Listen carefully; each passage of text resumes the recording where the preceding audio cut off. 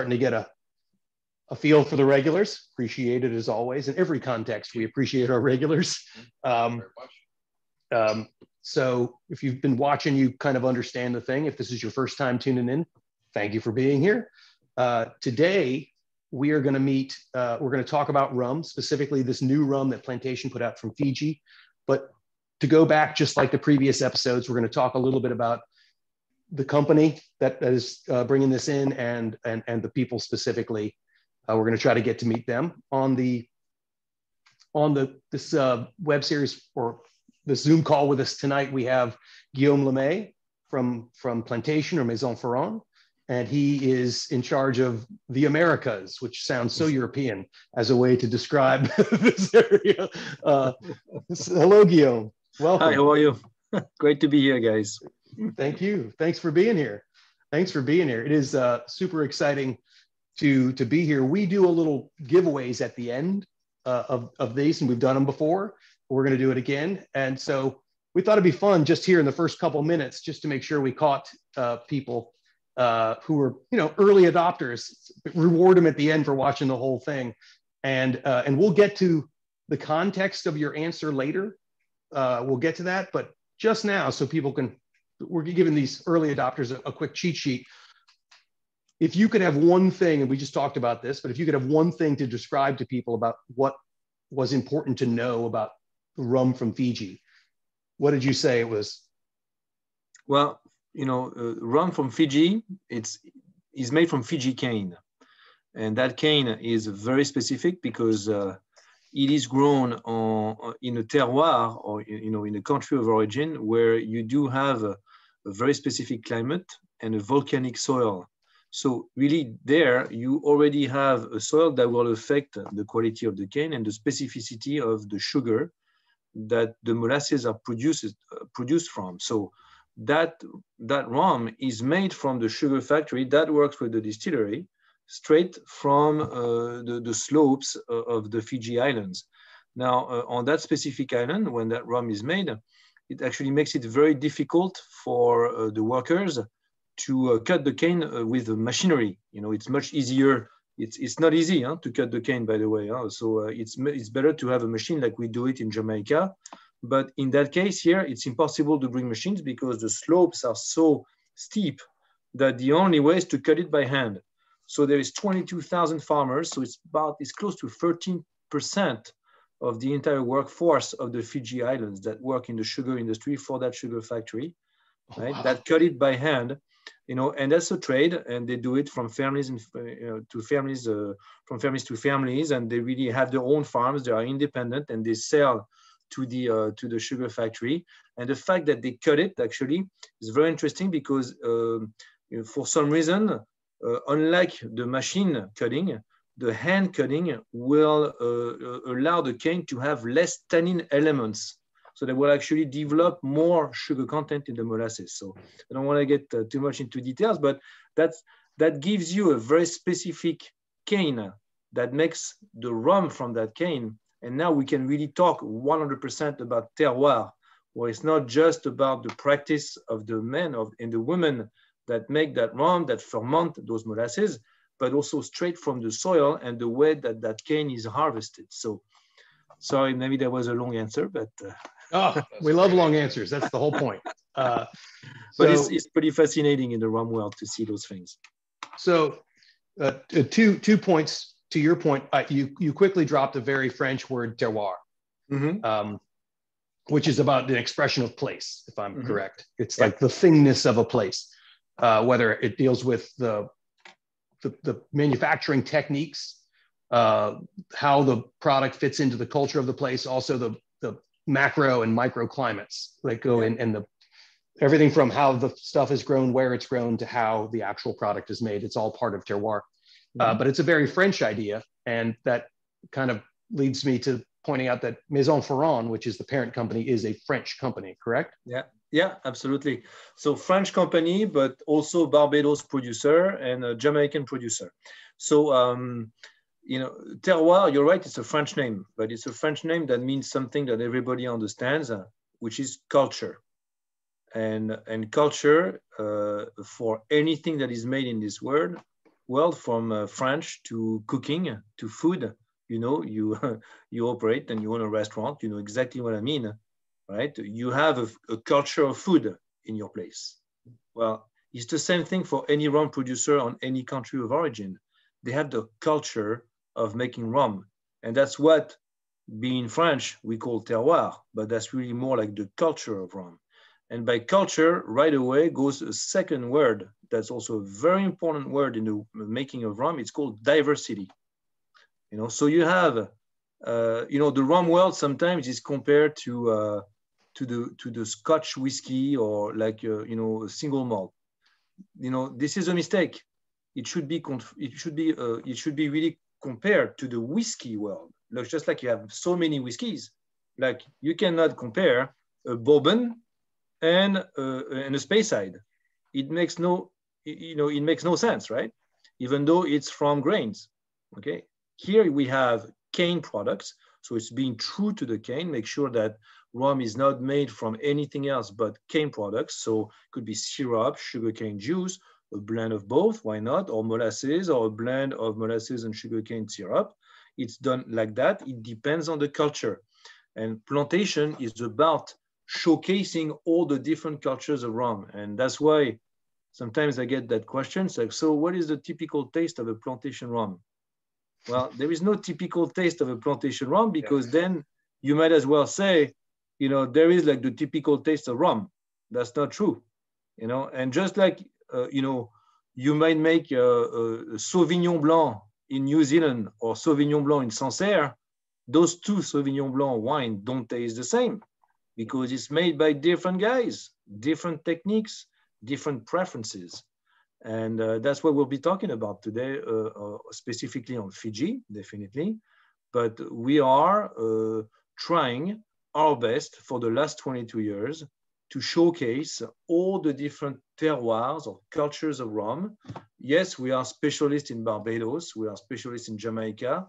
We have always had a weakness for those two islands, but now we've given a lot of attention to South America with Peru, where we have developed a really nice partnership there. Also, definitely Fiji now for the last 3 years, because Fiji rums are just very unknown, and I don't know why, because they're super delicious. So that's why I sent you two different expressions, so that you can see that within one country of origin, you actually have a diverse taste as well, right? So this is what we're all about. So yes, we started as cognac guys, but now we are more a spirits company with a very large rum producing component, with West Indies Rum Distillery in Barbados, a co-ownership of two different distilleries in Jamaica, Clarendon, who makes Monimusc rum, and Long Pond, who makes Long Pond rums that are, you know, it's like that's like a very mythical distillery that makes highest rum. I think you have a bottle of Jamaica somewhere, you know, around the table. Right next to the piano, perfect spot for it. And exactly. And Jamaica, for example, is a blend of Long Pond and Clarendon. Yes, so, yes, this is when the piano's been drinking. So that's. I hope I answered your question, or I gave you the information you were looking for. If not, ask away. No problem. Okay. Well, before we ask away, we're going to make a drink. You shared with us a little video that Adrian Stoner, who is one of your representatives in the Midwest. Can you tell us a little bit about it? So Adrienne, we love to have her make videos of different drinks and explaining things about rum, because she knows a lot about rum. She used to work at a great bar called Lost Lake in Chicago, and she was a head bartender there, and then she went to work for us, and she's been with us for quite a while now. And she knows her rums very well and her drinks very well. And I asked her to make a really simple drink that everybody could reproduce, like people like me at home, heartbeat. And the whole inspiration was about mixing coconut juice and rum, because it just works. Okay, and then because we were using Fiji rum in it, and it's so delicious, we call it a bula splash, because bula in Fiji is actually the word for greetings. So you say bula to a friend, it's like the what's up or how are you doing. in the US. So that's a Bulla splash, simply mixing together coconut juice, a little bit of lime, and delicious rum. And that's it. It works. That way you don't have to complicate yourself after work when you come home. Outstanding. Yeah, I really like her a lot. I went to a class that she did when she was still at Lost Lake, and just talking about how they organized their rum selection. It was really great. Where can people, if they're interested, see more of those videos of her making drinks with y'all's rums? So this one was one of the first, and I think we have like different videos also on the back of, we have your QR codes now on the back of our bottles of original dark. I don't know if we have some on that specific one, but during COVID and during the pandemic, which is not yet over, but we're kind of seeing the light now. Adrien was part of the team that was dedicated 100% to all our bar and restaurant partners. So, all of a sudden, they had to really, reallocate their talent and basically explain to people that buy rum in the stores how to make delicious cocktails at home. So that's why we taped some short recordings of all our on-premise specialists, and you can see them on the back of QR codes on bottles of original dark or 3 stars, for example. Got it. Which is part of our mixing range. Mm-hmm. Mm-hmm. Okay, cool. That's great. Well, what I think I like about this cocktail is, or it's barely that, right? It's basically like a highball with water, except for you've substituted regular water with coconut, which has a nice flavor. And as we were talking about earlier, coconuts and rum, they grow together, they like each other, but it's not such a strong flavor that the rum still gets a chance to shine through with drinks like that. So really, I thought that was really smart on her part to opt for something that really let the rum kind of shine its way through. So we're going to use this guy right here. We're going to use this one. Okay. Oh yeah. So we're using the Isle of Fiji, and then of course we also have this 2009 of Fiji. The Isle of Fiji, I noticed something that Luke and I have been talking about a lot on this whole series is how much we really appreciate transparency. Mm-hmm. You list dosage right on the back of the label, and for those who don't know dosage, it's something that when we've talked in the past, you've mentioned clearly it's a traditional part not only of rum but of cognac. Can you talk a little bit about how the company's history of being based as Maison Ferrand, as a cognac producer, how that has informed your style of making rum? Yeah, absolutely. So, first of all, it's not us that invented putting dosage in rum, by the way. Of course not. we just borrowed the term from champagne, because for us, that was a beautiful term that was, explaining a little bit what the whole point of doing this was about. It's about blending, and blending is an art in cognac, like in rum, like any other spirits in this world.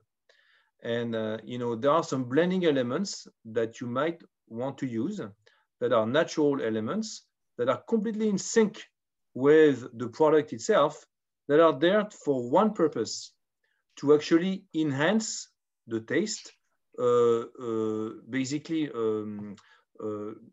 take some components of the blend, make them bigger. So it's like it's a way of magnifying aromatics, but also creating different layers and complexity. The fact of adding sugar to a spirit is actually a quite scientific process if you do it right, because there is also 2 different schools. There is the school of adding sugar like you would, basically put makeup on a pig. It's not gonna make the pig any prettier. So if you put 50 grams of sugar per liter, in a product, obviously you will hide everything and you will spoil the whole taste. It's not just like putting too much salt on a dish, for example. Then your dish is way too salty. It's all about balance. And just like salt, sugar will have what we call a drying out effect, where we'll basically fix the molecules of water, you know, in your alcohol, and create and liberate more volatile compounds of the alcohol that will give you more sensation on the nose and the aromatics. You know, so that's actually pretty fascinating, because by doing this, okay, you create an emotion on the spirit, and you showcase the spirit, because that could be sometimes, you know, well, the volatiles are still stuck in the blend, so you open up your blend.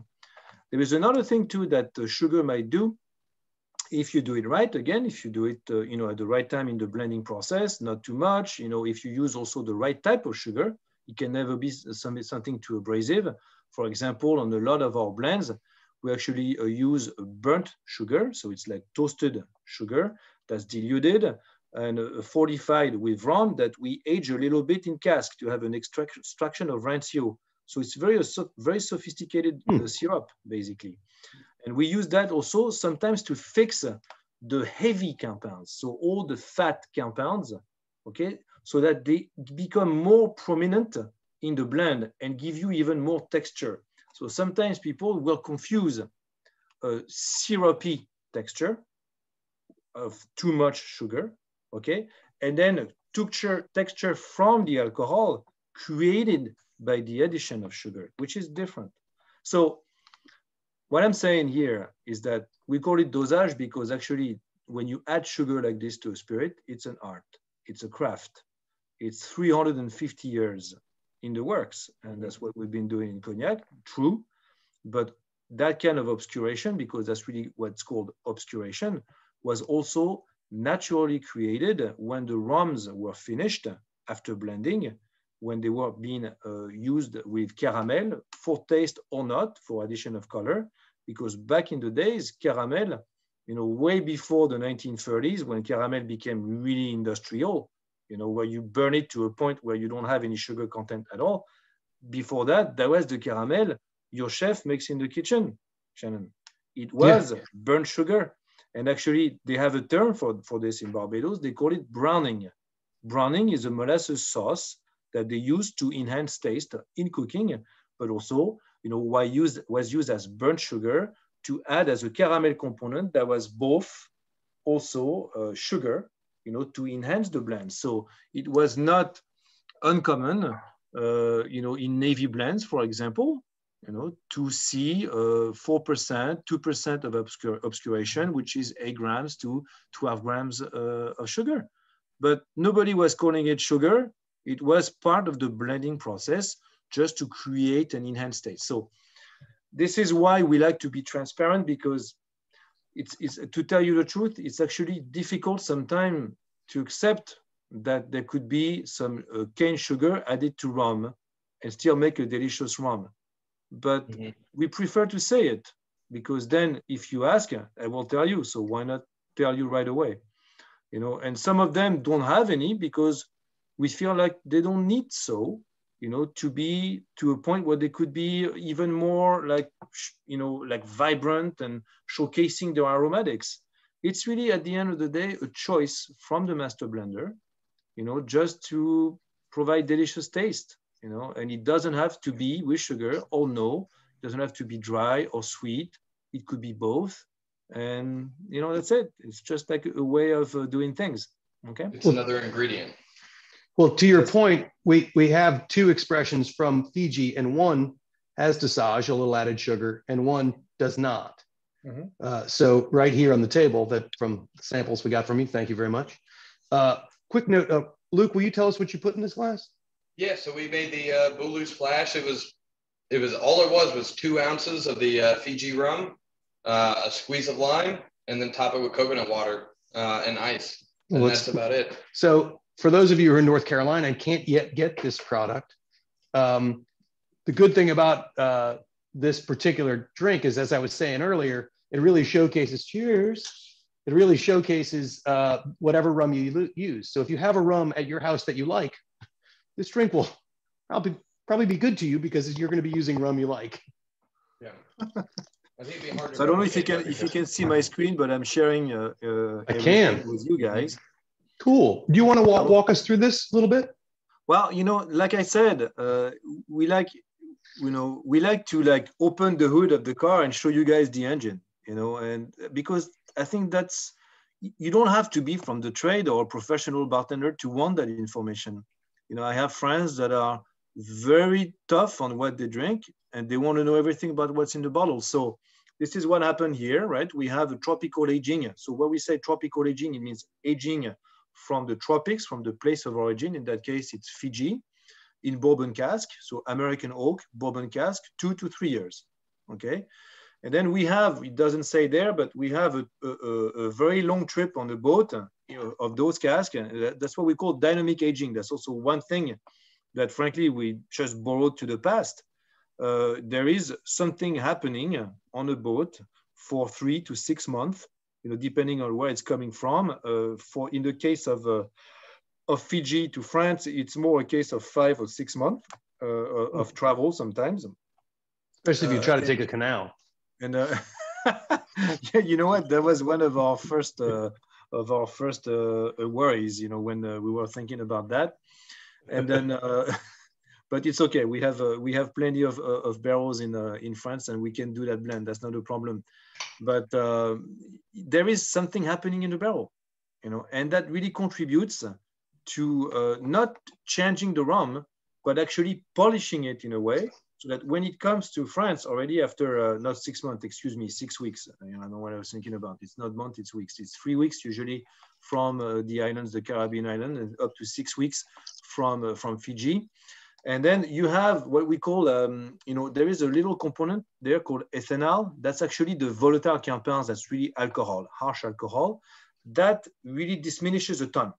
You know, so it's shaken, not shaken, but it's, you know, with the movement, it really gets that ethanol out. So we have a lesser level of ethanol, but we also have more extracts from the wood, which is not a bad thing, because actually those more extracts, we know, will pack a little bit more tannins, but with an evaporation that will be high, but also very humid on the sea.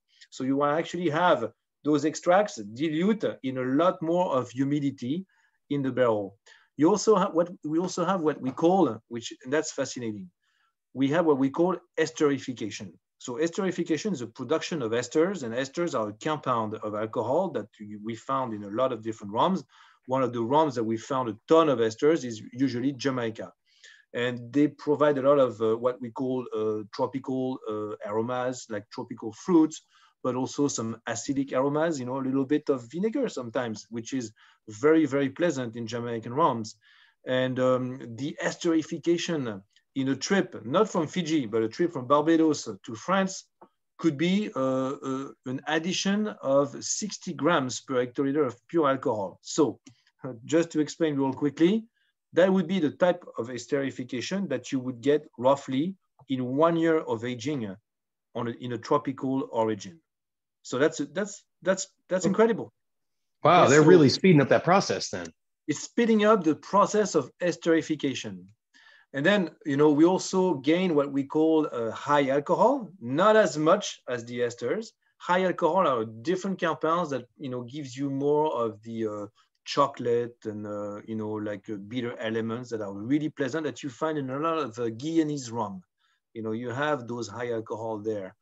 And they also pack up a little quicker in the barrel. So basically, when we get that barrel coming from Fiji, you know, it's already been working, you know, in its advantage, in the way that actually you build more aromatics, and that aging, I don't like the term of accelerated aging, because that's not exactly what that is, you know, but it's more like creating of different aromatics that you would not have in a static barrel, either in tropical or in continental. Now, talking about continental, that would be the second part of the making of this product, where you have 1 year of aging in Ferrand cask. So it's French oak Cognac cask, aged in the continental climate of Cognac.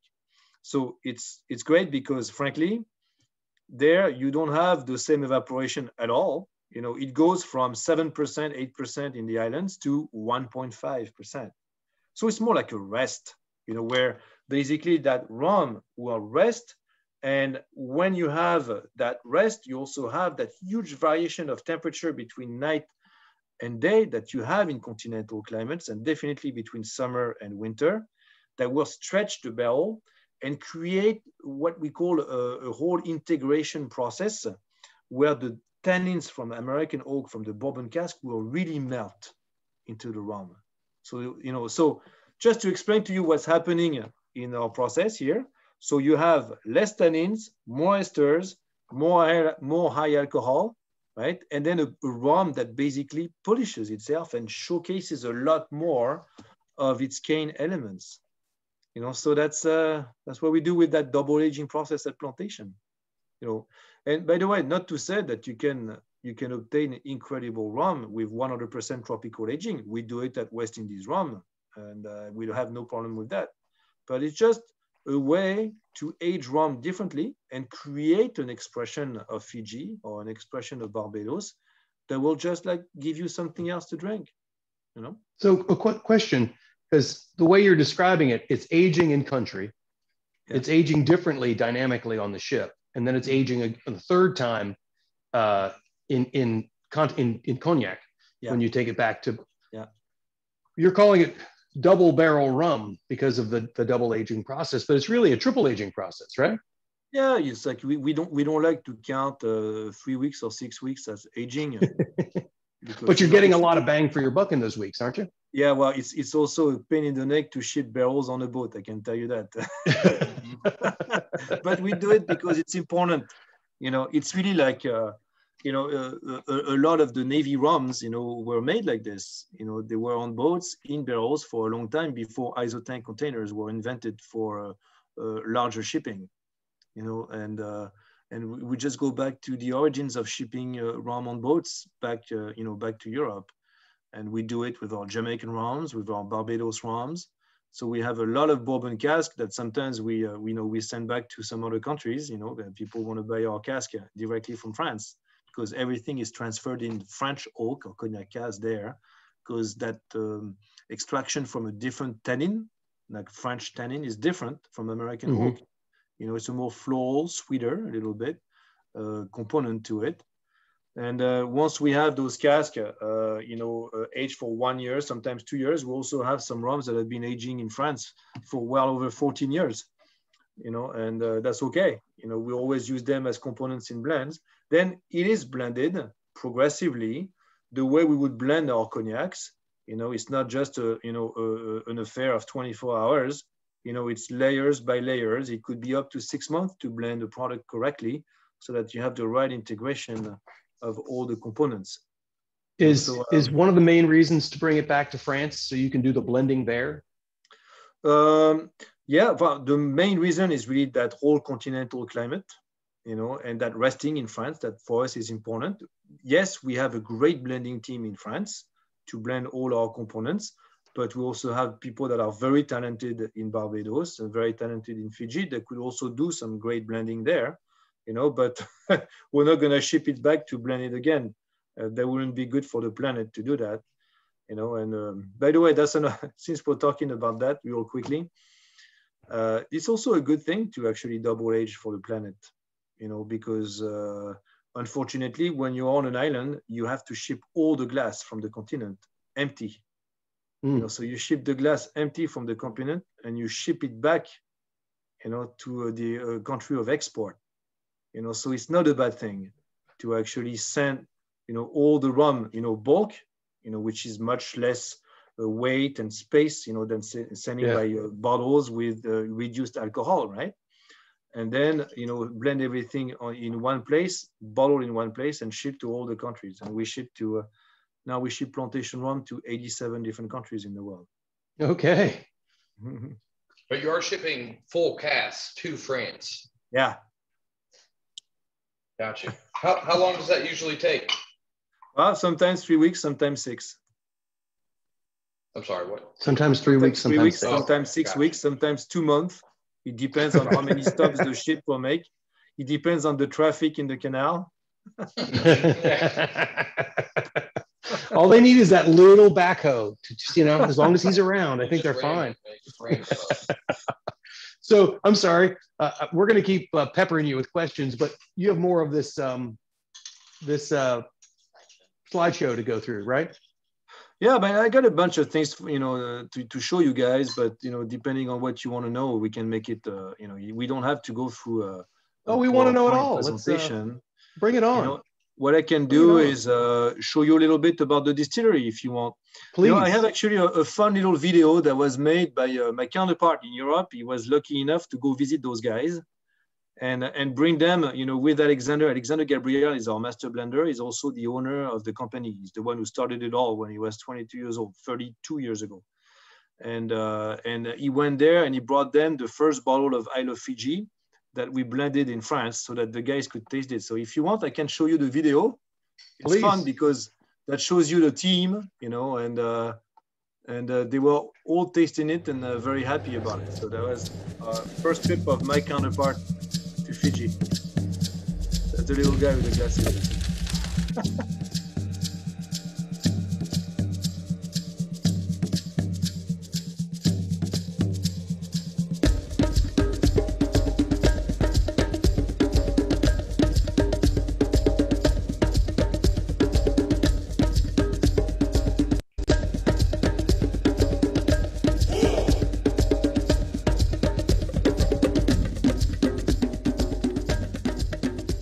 This is the team in Fiji, right? Fiji and Co.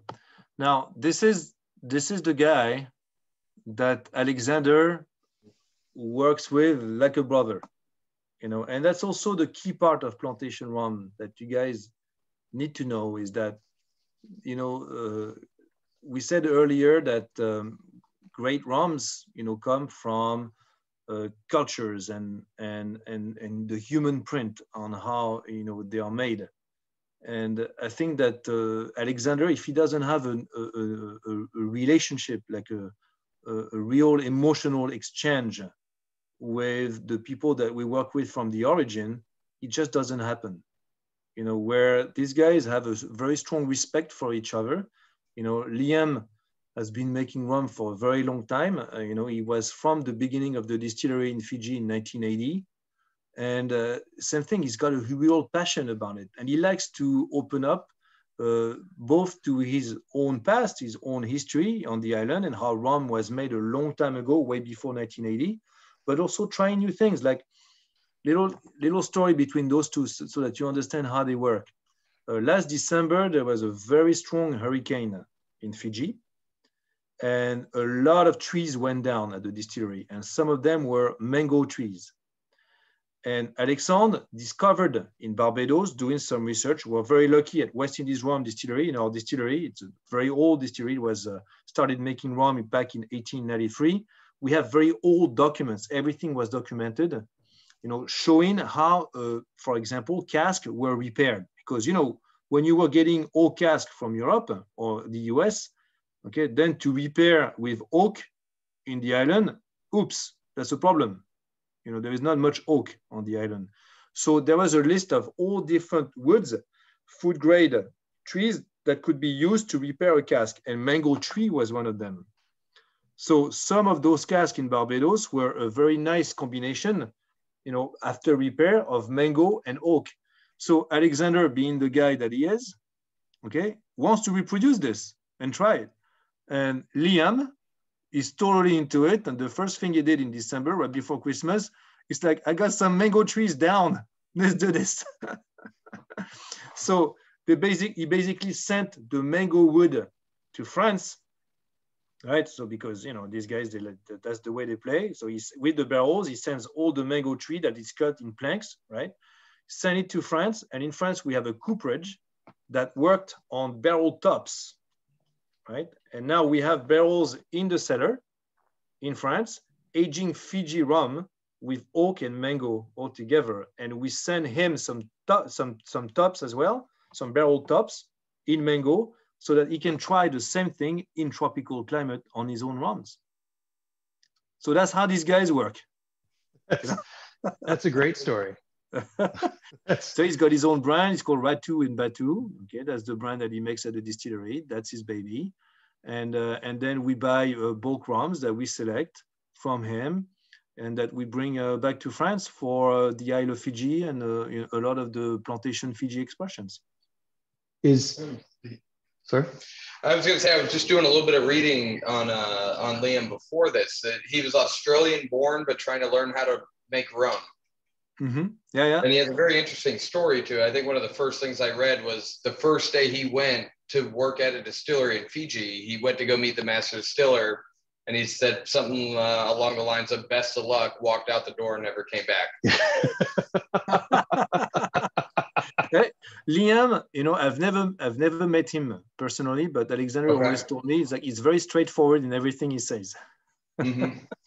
But what he got from his mentor is really those things: learn, try, stay, and care. It's like you learn, okay, and then if you learn and you don't try, then what good is it to learn, right? Right. And then he's won many awards for his other rums. Yeah, exactly. And he said, if you try, then you'd better be there to make sure it's successful, or even worse, if it sucks, be there and be responsible for it. Mm-hmm. And the fourth thing is that you have to care about what you do. If you don't care about what you do, it's just like, hey, Shannon, it's just like owning a restaurant. If you don't care about this, do something else. Otherwise, you will be miserable for the rest of your life. Yeah, there's a lot easier ways to make a living. Go do one of them.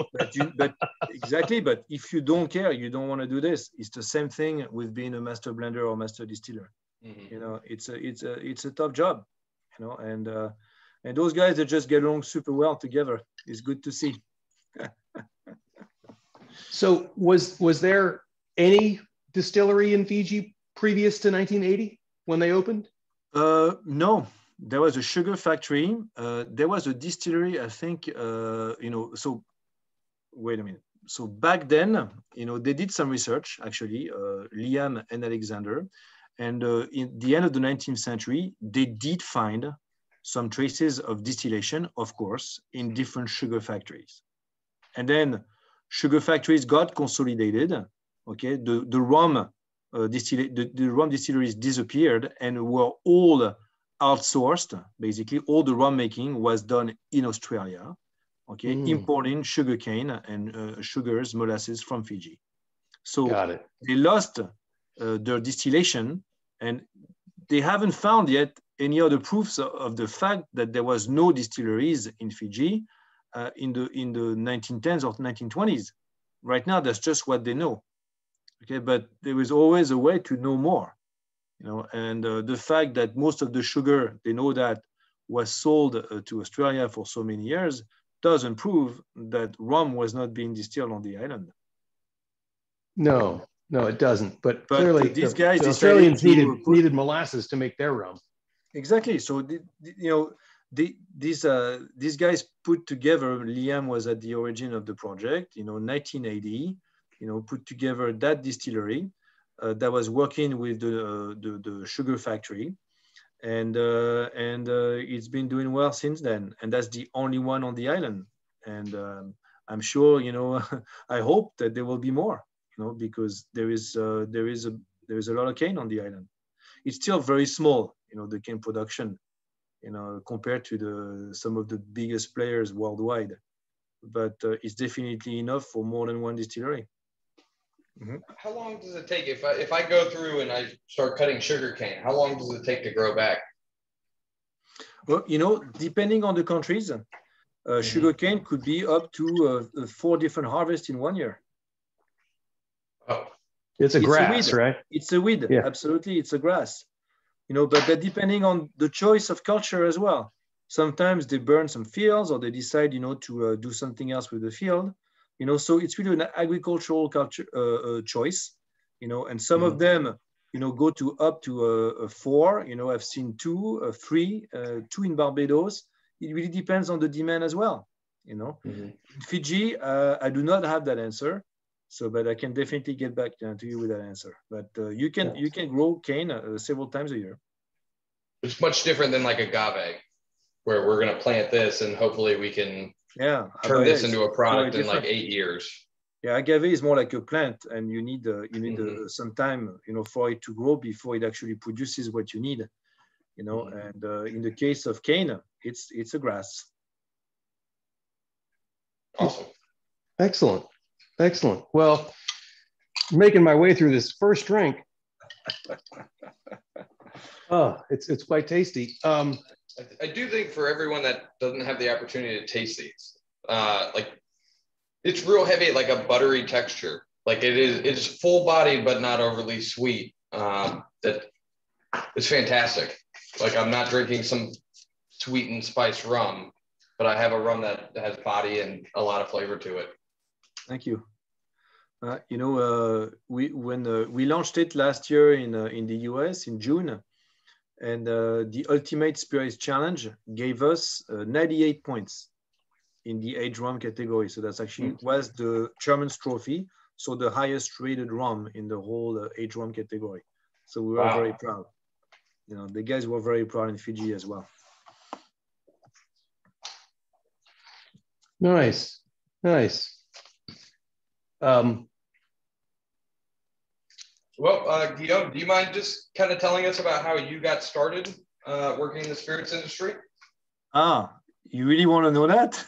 Yeah. I mean, it's your story. This is an industry insider stuff, and a lot of the folks that they're tuning in, they're working in bars, and maybe like Adrian Stoner, they want to do other things. They want to grow, or some folks fall in love with rum and maybe they want to go to Fiji and start distilling. But how did you end up being the guy that is the go-to man for the Americas? Well, so first of all, for those that are bored about hearing me talking about me, I put a slide that's a little bit more detailed.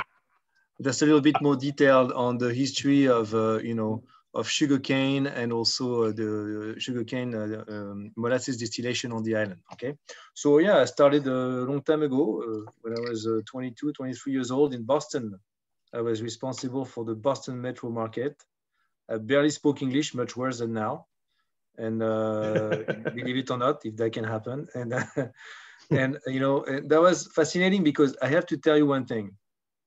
In the US, there are consumers that are really curious about what they drink, and they want to know everything about what's in the bottle. Even back then, in 1998, okay, I could find people in stores that were interested to hear about the difference between a pot still and a column still, for example. Try to find that in 1998 in a liquor store in France, that will never happen.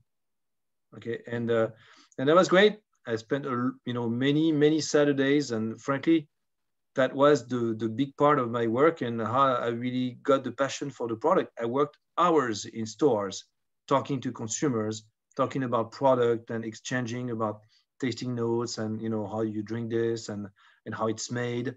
And at the time, we were talking a lot about, of course, Ferrand Cognac, Grand Champagne Cognac. We are Grand Champagne producers, specialists in Cognac. And that's how I started. And then hold on one second. You did skip a step, because that does not sound like a Boston accent. I don't mean to jump. I don't mean to cast aspersions. So how did you get from where you developed that accent to Boston? Like, what was the step there?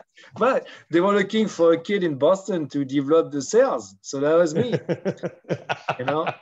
And I mean, frankly, I think for my age, I look very young. I'm sorry, but that's just the way it is, Shannon. And then, back then, when I was 22, not one of those crusty Bostonian retailers wanted to buy a case of liquor from me. They didn't think I was 21. So I had they still don't think I'm 21. But I had to show my ID. It's like, listen, I'm of age, I come from the distillery and, that's delicious cognac kind of thing. And then after many years of hard work, then I got New England and then Northeast and then the whole country and then Canada. And then I had to learn Spanish and go a little bit south, and here I am, stuck in my room on a Zoom meeting. Oh, in that room in Cape Cod. Yeah, your room in Cape Cod. My heart bleeds. So anyways, listen, in this business, it's like everything else. And, you know, I don't know how many professionals are on that call. It's about passion. You know, for a supplier, if you don't have the passion for what you got in your bag, you got nothing to do selling anything. Mm-hmm. You know, just go back to insurance. And no offense for insurance business, but it's like, you know, I hope nobody's in. But my point is, this is a work that necessitates that needs you to be with people at any time, all the time. You know, you cannot count your hours. You cannot say, "Oh, I'm sorry, I got to go back. Dinner is served," kind of thing. No, you know, it's like you leave with your customers. Restaurants are open on Sunday. You work on Sunday. Okay, stores are open until midnight on Saturday. You work till midnight if the guy wants you to. You know, because that's how you show your dedication to the product. So anyways, that's what it is. Outstanding. Did I answer your question? You did. You did. And you got to dig in at the same time. That was great. I enjoyed that totally. Let me put the next slide for you, because let's keep it educational. Okay, let's do it. Let's do it. Voilà. See, 22,000 farmers. That's a lot of people. All these guys are independent landowners. Okay. And also that's something important, something super important that, you know, we should never forget to mention is that the way that the molasses are made, by the way, I mean the way that the labor is treated, harvesting that cane and making those molasses in that sugar factory is key, you know, because that's one of the biggest problems of the rum world today, is that there is still too much labor that is not treated right. And that's a huge, you know, like on the chart of quality for everything we do in this company at West Indies Rum Distillery, for example, the way we source our molasses, that's like number 1, number 2, number 3, number 4, before we start even thinking about quality of the molasses. It's very important. And the Fiji sugarcane factory is fair trade certified, which is a very important certification that we don't see a lot in the US, but that's definitely very well earned. So all these guys are landowners, and they choose independently to sell to one sugar factory, and that's part of their life. Okay, and that's very important.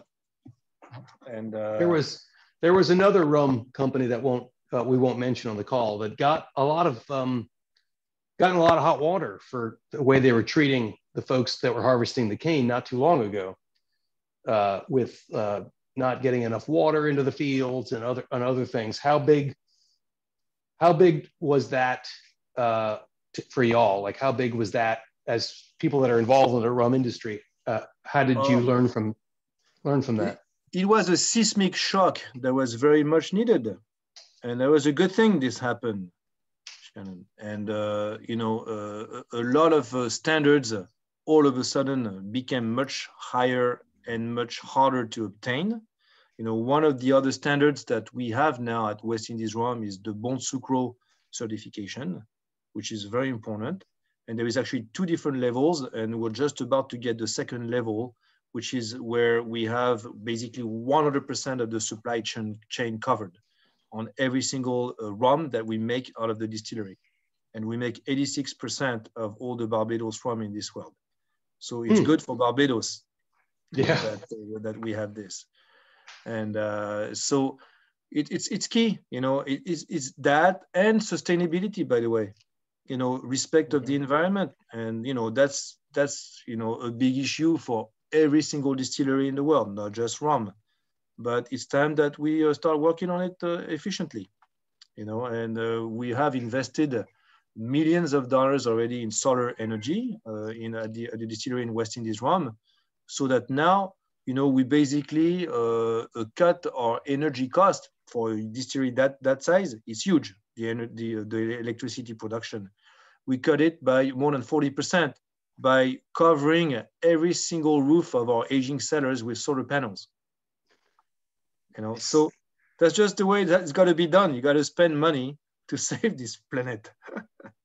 And that's what we're doing, you know, and we're working on some other things too, you know, that, I cannot like tell you exactly about now because I don't have the exact plan, but I know about the project and it's super exciting. And in about 4 to 5 years, we'll be able to be 100% green. Nice. On everything. Nice. It seems like that's hopefully an example of when doing the right thing is good business. You know, it's the good thing to do. It's the good business to do. If you can spend the money on the solar panels, but also you can prove to other people that no, there was a financial gain to this as well. It helps push people and make people more willing to do the thing that might seem like, I don't need to do all the solar panel stuff. You're like, yeah, but I save 40% on my electric bill. Oh, wait a minute. That's a great idea. Yeah. I want to do the right thing too. Yeah, and we contracted a Belgian company. That's good for the Belgian economy.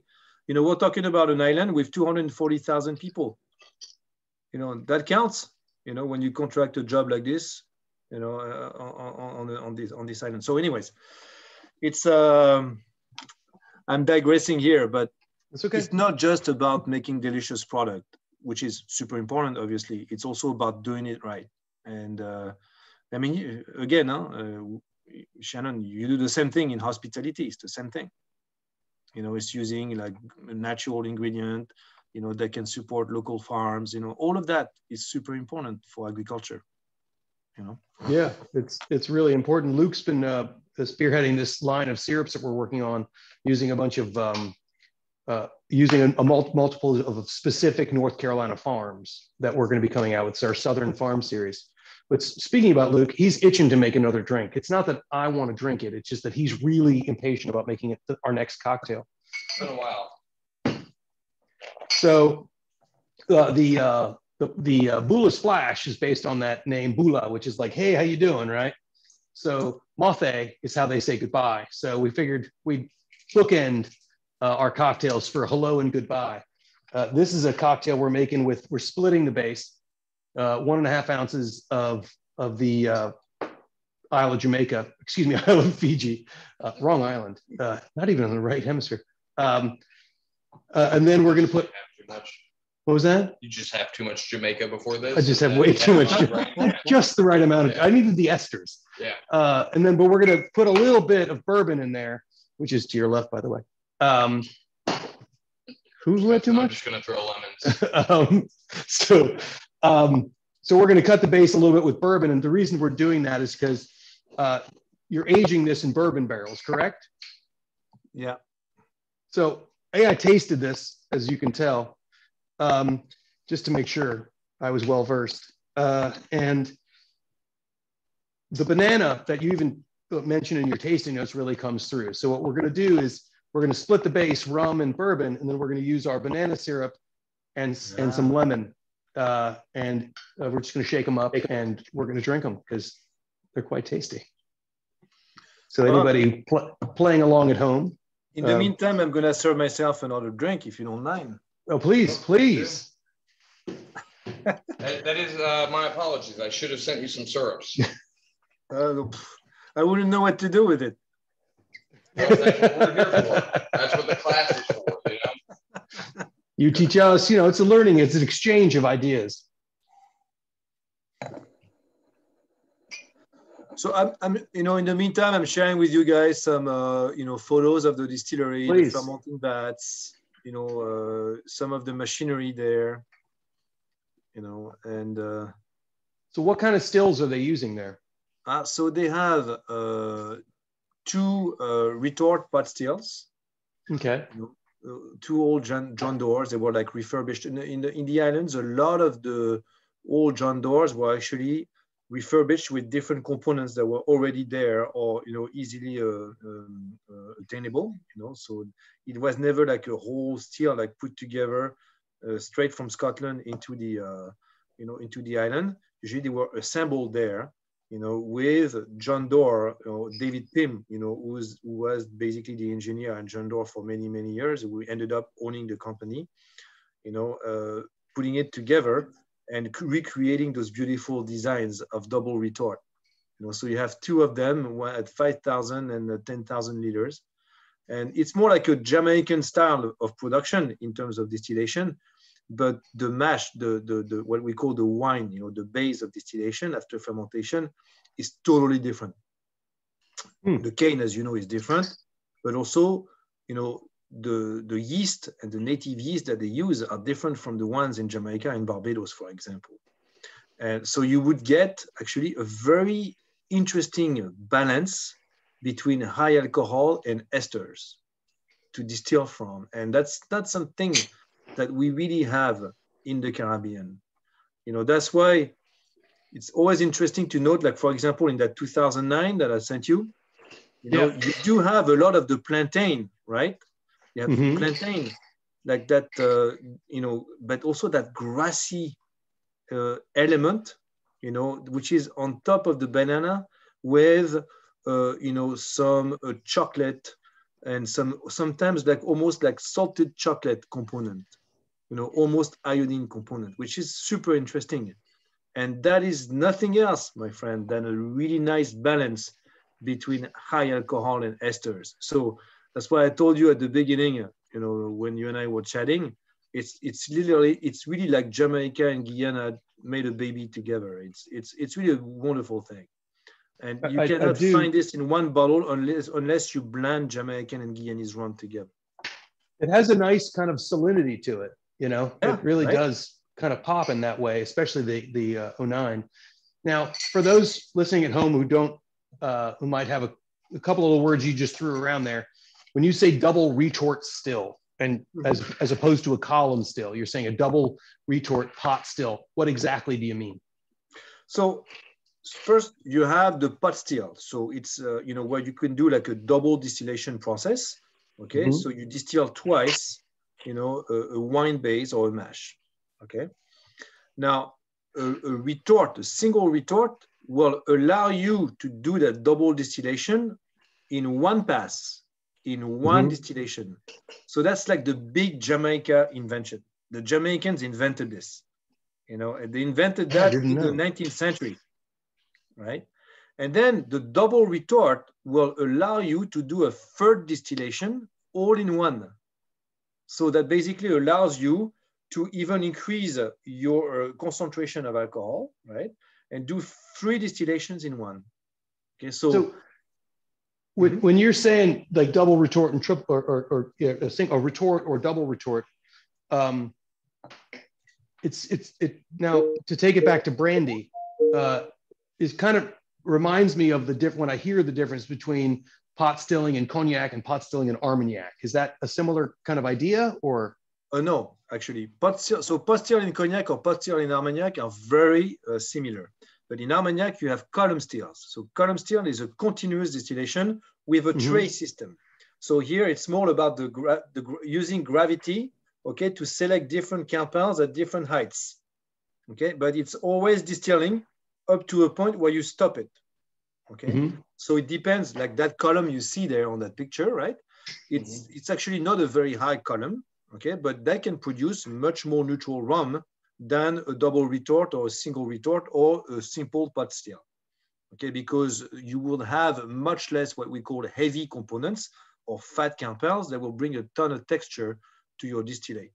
Okay, so in the case of cognac, for example, you have a pot still design in cognac called Alambic Charentais, a very primitive design that actually hasn't changed much since the 1650s when it was technically invented. I'm sure it was invented before, but the first writings of that was like 1657.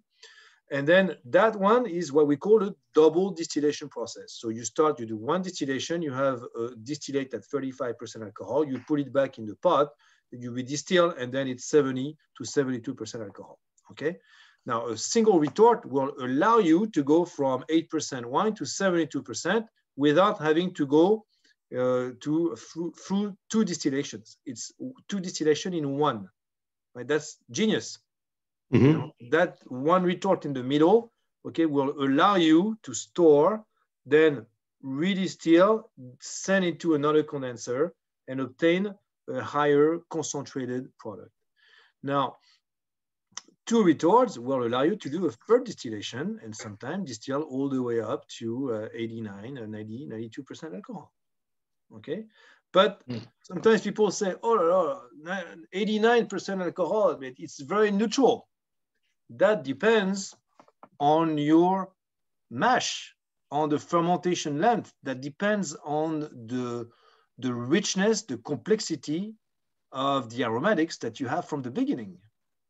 When you're getting to 89, it sounds like that's column still levels. Yeah. Oh, yeah. But you know, you could do 55 in the column still. You just draw. You will just draw it at a much lower tray. But people, you know, prefer to do usually like 50, 60%, 65% in a pot still. You know, it makes a lot more sense if you want to get, you know, different aromatics.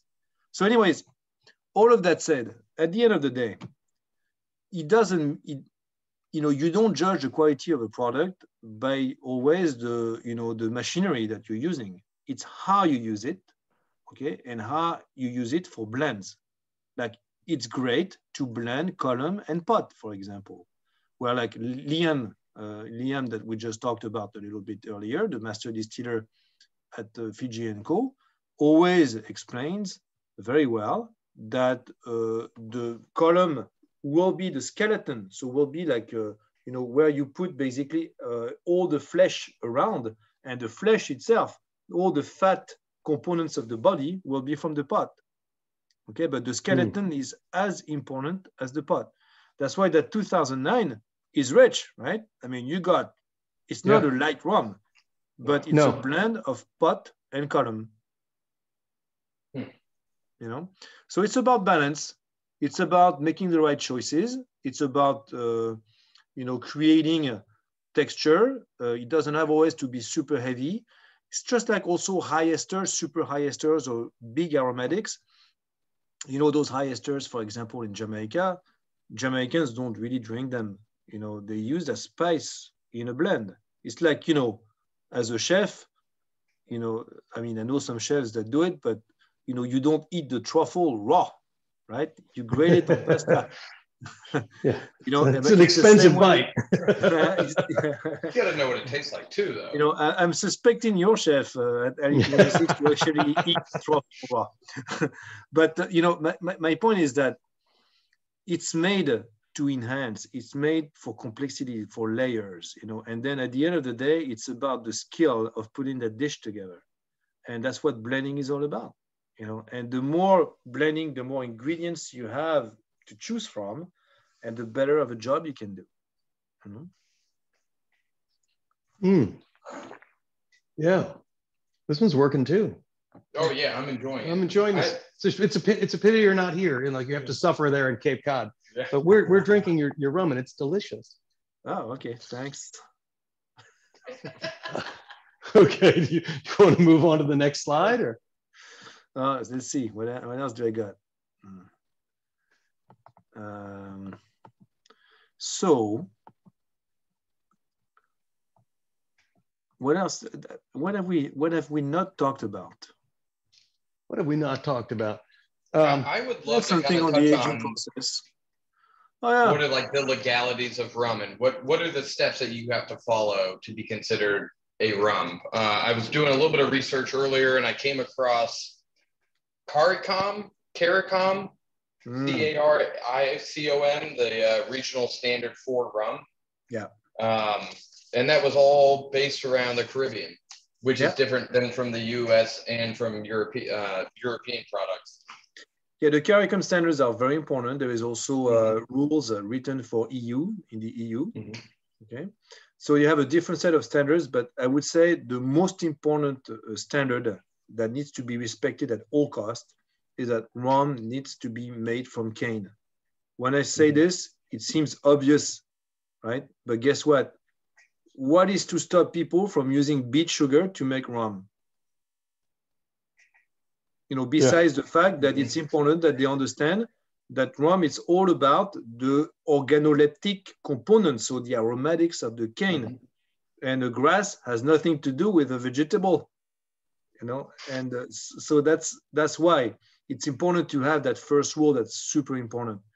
And CARICOM rules are very, very strong on this. Another thing too that's super important is the origin.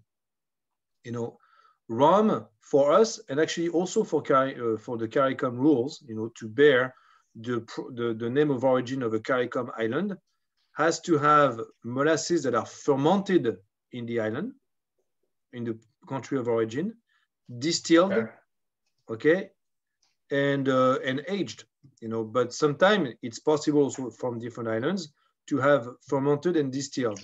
But we also always like to have a little bit of aging, on the island, to really provide a little bit of tropical aging, And then, you have some islands, a few of them that will have their own specific rules. There is a GI now that has been signed in Jamaica. And there is one where Barbados producers are working on a GI in Barbados. So it's not signed yet, but there are different ways where the producers have to agree together on different rules that will really make, the product respectful of the culture, of traditions. So it's a tough discussion because there is always the guys that think that traditions is about the last 50 years. But then what do you do when you have a product that's been made for over 300 years, And as a cognac guy, I know that very well. And, we've been making cognac since the mid 17th century.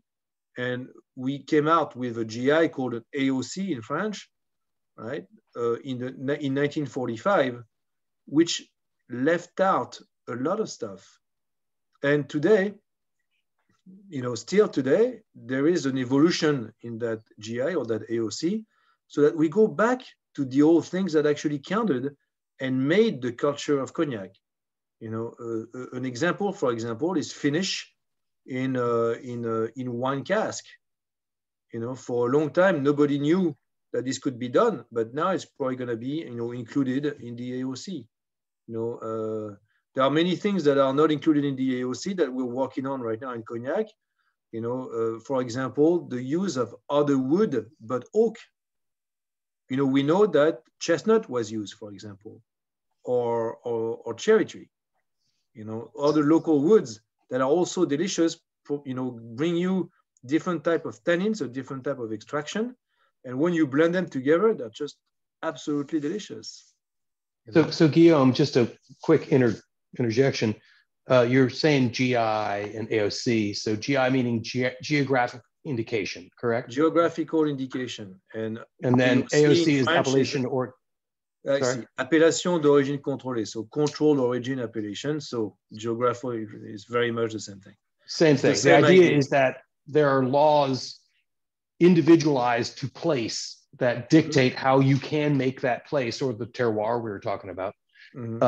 What the culture is codified in law per place. And the most important part about those things is that whatever is written by the humans that produce the product in the country of origin is respectful of all of them, which means that it has to be inclusive. If it's not inclusive of every single producer, then to me, and that GI has no value. It's like everybody must agree. That's the toughest part. That's why it took the French from 1936 to 1945 to write their own AOC in cognac. I was confused by that because I thought the AOC system went to the 30s, and when you said 45, I was like, no, it started in 36, and then we had a little bit of an issue, as you know, 39, 45. No, I can't think of what that could have been. No, no, slight delay, and then in 45, they actually 45, 48, they ratified it completely. So that's why it could take some time. But listen, at the end of the day, it's all for the respect of taste and the respect of the consumer. Transparency is super important.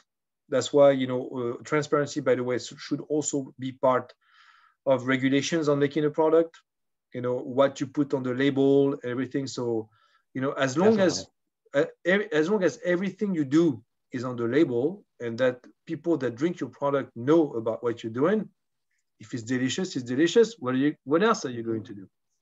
Right. Yeah. And definitely. So that's pretty much it. But I don't even know why we were talking about this. But But it's we're drinking rum and talking. That's why. You know? What time Okay, you if the close? if the next step was the aging process, what's the step after that on your slides? So yeah, we didn't even talk about the slide. So the aging process, I wanted to show you guys, you know, the environment in Fiji, which is also interesting. But most importantly, is also see that big variation of temperature. That's key. See, 20 to 30 is quite a lot actually in an island. You know, so that means that in Fiji, you do have some nights that are actually fresh. I wouldn't say cold, but you know, more like chilly, you know, much chillier than the day. And that variation of temperature will have the same effect, not as much, but pretty much the same effect of what we get in a continental climate or in Kentucky, for example, where you have that stretch in the barrel that will integrate tannins. And that's important, you know, because when you have such a strong evaporation, Americano tannins, you know, tend to pack up, and it's good to be able to integrate them and melt them into the rum. So that the Fiji rums for this, you know, because of that very specific climate and that level of humidity as well, that's important, because the more humidity you have and the more water retention you will have in the cask, that means that, you know, the way that the alcohol will evaporate, you know, will make a product much rounder in many ways. You know, that's why we love humid cellars so much in cognac, and we use them as blending component, you know, with drier cognacs, you know. So anyways, the humidity prevents the barrel from drying out, basically. Yeah, and most importantly, you know, it allows the product inside to age at a high evaporation, okay, without being too harsh, you know. So you don't have that much of a high volatile, you know, in the barrel. So high alcohol, not high alcohol, excuse me, but harsher alcohol like ethanol, for example. Okay. See, 45-day trips at sea, that's dynamic aging. That's much more from Fiji, that's for sure. You know, but we talked about that. May I ask, you know, Jefferson's does an ocean age bourbon where they kind of highlight this and they go back in the history of moving these barrels. Do you guys ever think about that as a selling point? Yeah, well, that's what we're doing. And just like Jefferson did, we actually did the analysis as well. I have all the charts to show you, but none on that presentation. That chart is it's pretty hardcore, so I don't want to put everybody to sleep. But we did do the, you know, we have the science on this, you know, pretty much down, because we knew by tasting it, you know, that the same age barrel on the island tasted differently when it got to France. We knew that. But how do you put it on the chart? By analyzing all the components. It's incredible, you know, how it shows. And, you know, I'm not saying that this is what you got to do to make the best rum in the world. It's not that. It's just it gives you a different expression, you know, and that's what counts. It's, you know, how many different ways can you make Fijian rum or Barbados rum without losing the terroir and the style? That's the most important part, you know? Yeah. You don't have to share it right now, but I'd love to see it. All right, I heard you. I'm going to share. Yeah, I'll email you later. I'll start blowing you up later about it. Let's see if I can find that for you. Hey, you know what? You're in luck. I'm in my office. Oh, there we go. Oh, there we go. It's a nice looking office. Because I work out of a basement. So try to keep him chained to the desk, you know, get more work out of him. Productive. So I don't know if there is any questions from the guys listening to my blabbering presentation. Yeah. Do we have any questions from the guests? Not at this Claire, time, no. What was that, Nicholas? I was saying no, not at this time, no. Okay. Well, if you have a question later, you let us know. All right. Thank you. Are you ready? Yeah. You have been warned, huh? Yeah. Voilà. Ah, okay. Wait a second. I was just gonna ask Here we go. if and when we expected the Isle of Fiji to make it into the shelves of North Carolina. That's a great question, Dawson. Guillaume, did you hear that question? Well, Dawson, I'm gonna sound like a loser to you, but I presented it and it was refused. I was rejected. That makes me so sad. I feel like all the vintages and the fun labels I have to buy out of state. No, but you know, we will get a special order code very soon, and I don't think that you will have to wait all the way up to June 1st. In May, you know, you will have it available there. Okay. Excellent. Thank you. And Dawson, we'll be pouring that at the bar, so you just come on by. I was about to say, you should tell we'll be the pouring what at the R&D bar? people to Fiji. get on that. When it's legal. When it's legal. Oh, okay. They're going to get it in May, he said. Oh, you're thinking way down the line. Okay, yeah. Way down the line. If not, Dawson, I'll be drinking this. I'm more than happy to explain it to you later. Luke's taking tasting notes, Dawson. He'll give those to you. I got you. So you wanted to see it, Luke. So now you see it. Yes, sir. Okay, so this is the blue one is the dynamic aging rum. So those two rums, the blue and black, the two same exact rum, same fermentation, same distillation. One of them was, the black one was aged full tropical, right? And the blue one was aged tropical plus 35 days of ocean in a cask. Okay. Now you see the spikes. Interesting, right? So we lose some ethanol, right? We gain some ethyl formate. So that's one ester, but the most important one is the ethyl acetate. So that's the esters that we're talking about. Look at this. Yeah. It's crazy. That's right. This is, I'm looking at this sheet and I'm like, oh, I have no idea what this is. So these are the two. Okay, so for all of you guys, so in a nutshell, right, you can measure taste by measuring the weight of alcohol compounds in every 100 liter of pure alcohol. That's the measure. Okay, so just to give you an idea, an American whiskey, for example, the minimum required by the federal government of the US is 120 grams of volatile substances or alcohol compounds, which gives the taste of alcohol in 100 liters of pure alcohol, okay? So you see that specific rum right there started, the static one is at 121.4, right? The same rum that spent 35 days on the ocean, 173.9. Right. So you gained essentially, right, over 50 grams of taste in 35 days. And this would be technically what we would gain in aging 1 year on the island. Voilà. It's interesting. That's awesome. Are you getting in that same like 45 days versus 1 year, are you losing more to evaporation on the island? Way more on the island. That's why I don't like to say accelerated aging, because it depends on where you age. You know, aging, by the way, is not evaporation. You know, we just proved it. It's also about like different reactions inside the barrel and how they are triggered. So you have an evolution of aromatics that will always be different. That has nothing to do with the level of evaporation. Okay, so it's always.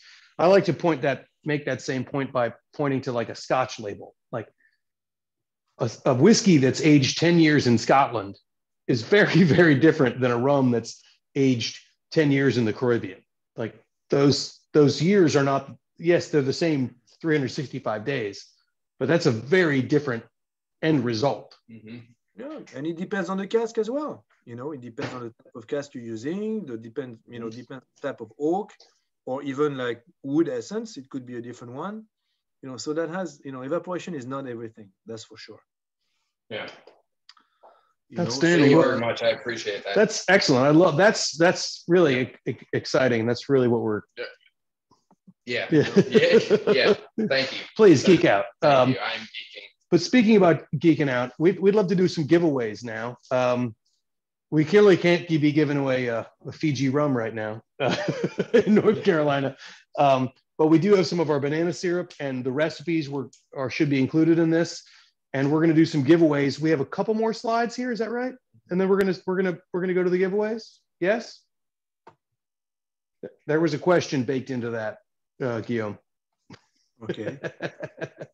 You want to do a couple more of the slides, and we'll wrap it up? No, but did you want me to put back some slides or not? The one you just had one up that you just pulled down.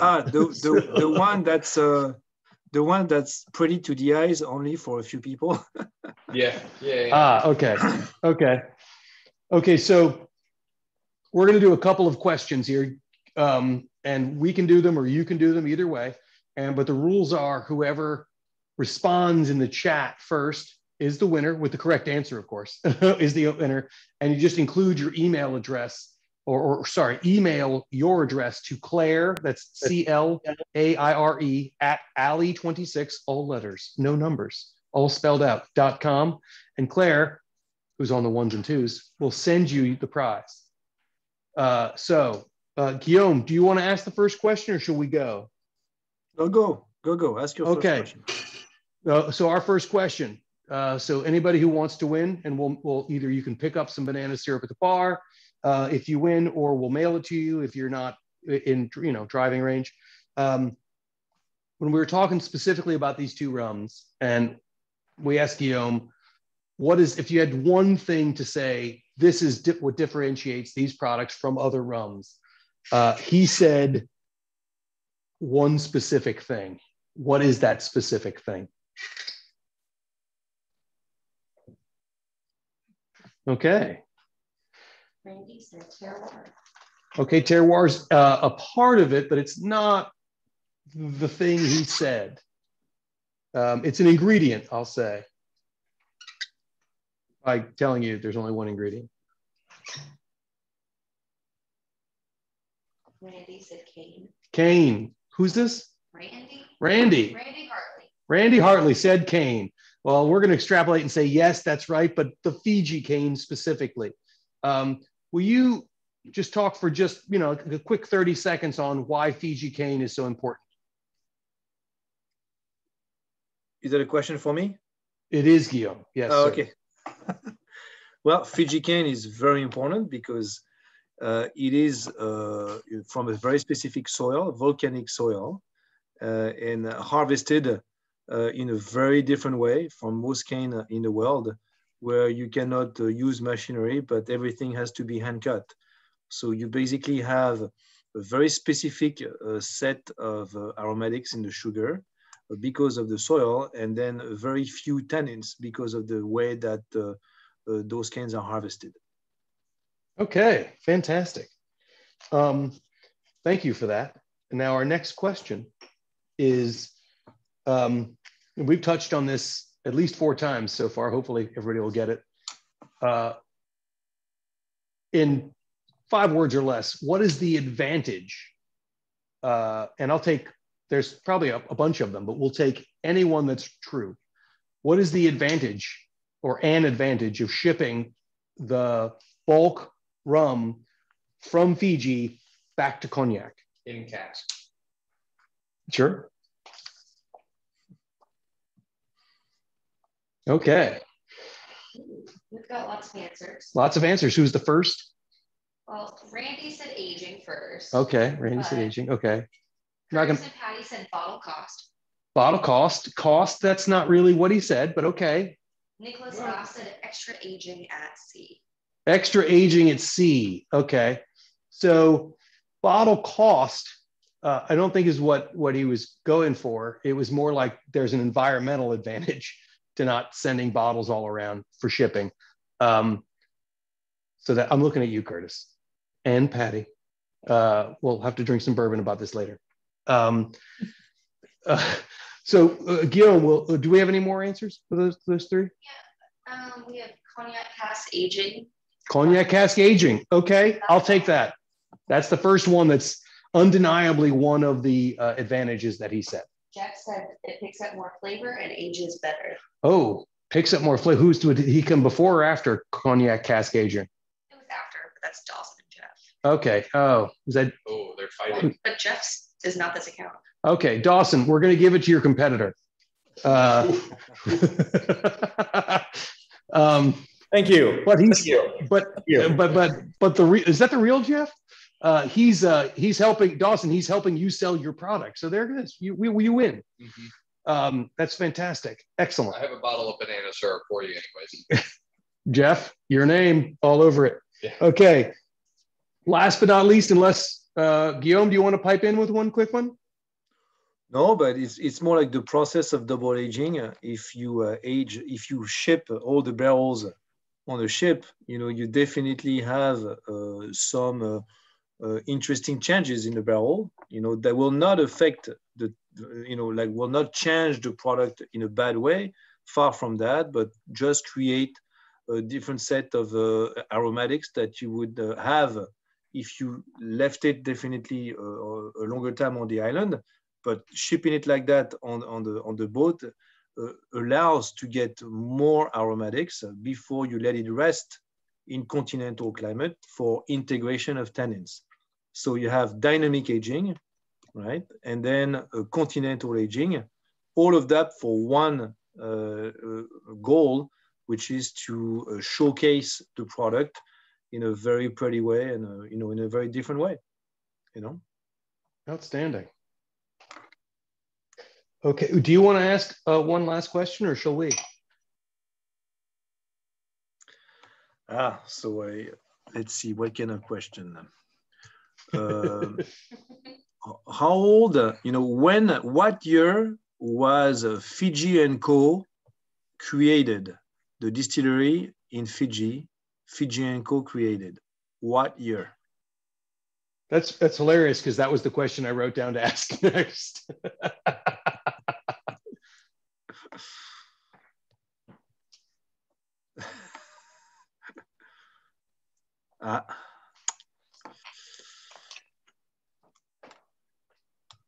I'm not the judge here, but I think we have a winner. Oh, yes. We have Randy again. Randy's winning everything. Oh, but he wrote it privately. Patty and Curtis. Patty and Curtis, outstanding. Okay, and the winning answer, of course, is 1980. I was going to pitch to Guillaume there. 1980. That's teamwork. That's teamwork. Claire has our back. Claire's like, I got you covered. Okay. Yes, Fiji & Co. started in 1980.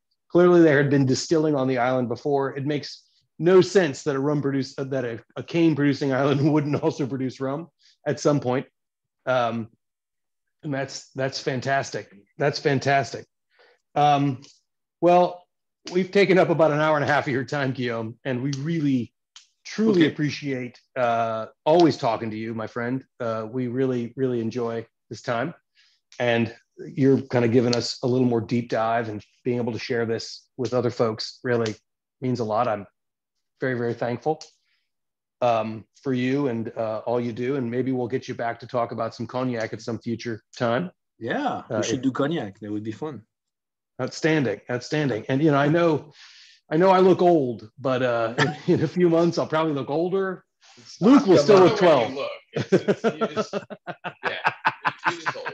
I will also be emailing you about more slideshows, so I can just look at them in my basement and educate, and maybe find my way to the first floor somewhere. Well, thank everybody. We want to thank everybody for tuning in, and let everybody know next week we have Sabrina, who's going to be walking through Sabrina, Guillaume, who's going to be walking through some vermouth for us. Mm-hmm. For this segment, we might. She's going to do Carpano. Hopefully, she's going to do the whole Carpano kind of vermouth portfolio. She is, but you'd probably know her as like the Fernet lady. She is the Fernet lady as well, because it's Distilleria Branca. But we're going to be speaking next week specifically about the vermouths, and we're really excited about that. And hopefully, we can figure out if rum and vermouth can ever get along. Oh, I'm sure there is a way. I have to do some. I'm sure they will have to do some really deep dive on that. Not on my own document, but on somebody's. I'm sure Thank extensive everybody. research is needed. That's for sure. Extensive. Absolutely. Exactly. Well, thank you again. We really appreciate it. Very much. We can't wait to have you back on. And we have can't. you in person, really. Yeah. Have you in person. That'll be great. This whole virtual, you know, you look really, really. I feel terrible for you in that house in Cape Cod. Like, we really need to get you out of the house. Wait, can you hear my dog snore? Because he's sleeping very nicely right now. I thought that was Luke. Oh, man. Okay. Thank you, everybody, for tuning in. Right. We've got Sabrina next week, and we've got a few other people coming up in the weeks ahead. Hennessy, we've got other stuff. We don't have to mention the other cognac in front of you. Okay, the big brother, Hennessy. Outstanding. Guys. Thank everybody for coming on. Please, if you won something, make sure you email Claire at Alley26. It's all letters, all spelled out. So no numbers harmed in the making of our email address. It's in the chat. So look that up. And thank you again for yet another week of this Cocktails and Conversation, trying to bring our industry just to always come together. You know, exactly, assemble it after so much time apart. And some of the reasons, and when Guillaume was talking about passion, some of the reasons that all of us are in this business is because we really love the people we get to interact with. And hopefully everybody meeting Guillaume understands why. Yeah. Thank you very much, Guillaume. Thank you very much. Thank you, guys. That was great. Great to see everybody. Thank you. Thank you. Everybody have a good night.